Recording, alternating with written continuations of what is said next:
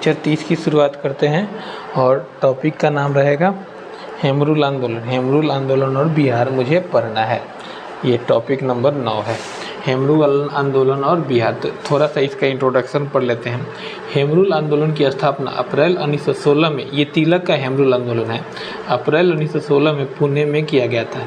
हेमरूल आंदोलन की स्थापना अप्रैल 1916 में पुणे में किया गया था। प्रथम अध्यक्ष इसके थे जोसेफ बैप्टिस्टा, सचिव थे एनसी केलिकर। प्रथम अध्यक्ष जोसेफ बैप्टिस्टा, सचिव थे एनसी केलिकर।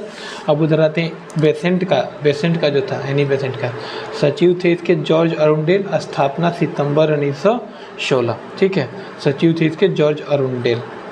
फेबियन आंदोलन से भी जुड़ी थी कौन, ये एनी बेसेंट का ही देना है, फेबियन आंदोलन। हेमरूल आंदोलन और बिहार अब पढ़ना है।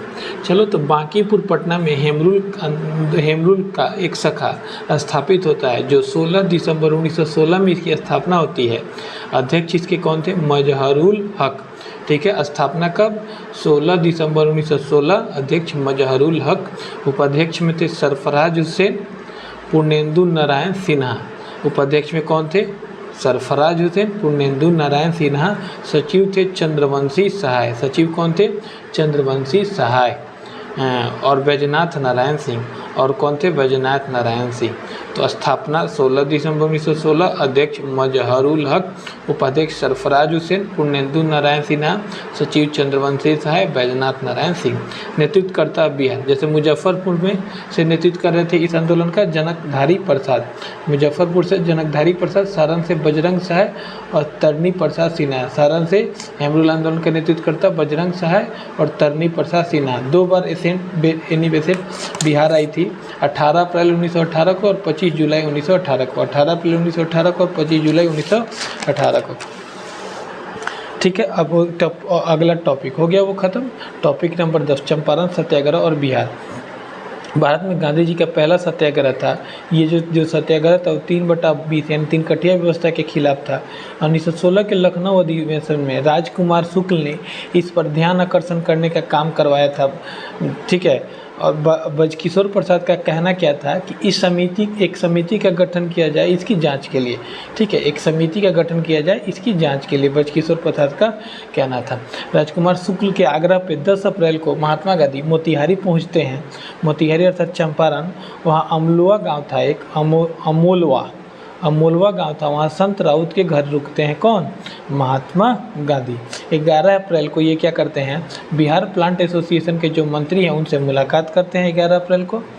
और जब 15 अप्रैल को वो गति पकड़ लेता है आंदोलन, तब इस आंदोलन से राजेंद्र प्रसाद, अनुग्रह नारायण सिंह यानी AN सिंह, मजहरुल हक यह वही मजहरुल हक है जो कि हेमरूल आंदोलन में जो बांकीपुर पटना की शाखा थी उसके अध्यक्ष थे, मजहरुल हक, ठीक है। मजहरुल हक, महादेव देसाई, नरहरि पारिक, JB कृपलानी।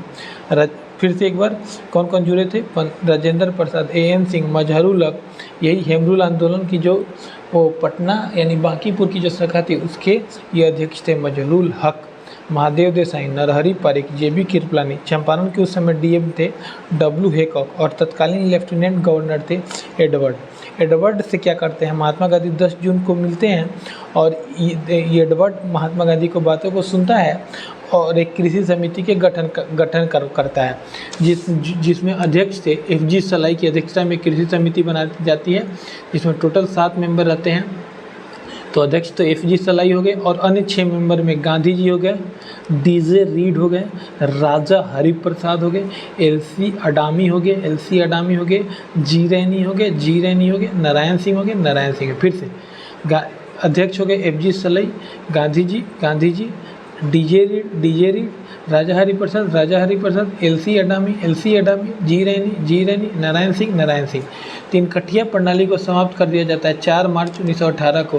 3 कठिया प्रणाली, इस समिति के रिपोर्ट के अनुसार 3 कठिया प्रणाली को समाप्त कर दिया जाता है 4 मार्च 1918 को। और चंपारण कृषि अधिनियम लाया जाता है 1 मई 1918 को। गांधी जी की जान बचाई थी बतख मियाँ ने। कैसे, बतख मियाँ जो था ना वो W इरविन अंग्रेज था, उसका ये रसोईया किया था।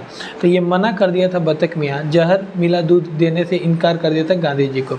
गांधी जी द्वारा स्थापित स्कूल, नवंबर 1917 में भद्रहवा लखन सेन एक स्कूल की स्थापना करते हैं, भद्रहवा लखन सेन, चंपारण में, जिसमें 2 शिक्षक रहते हैं, बबन गोखले और उनकी पत्नी अवंतिका बाई गोखले।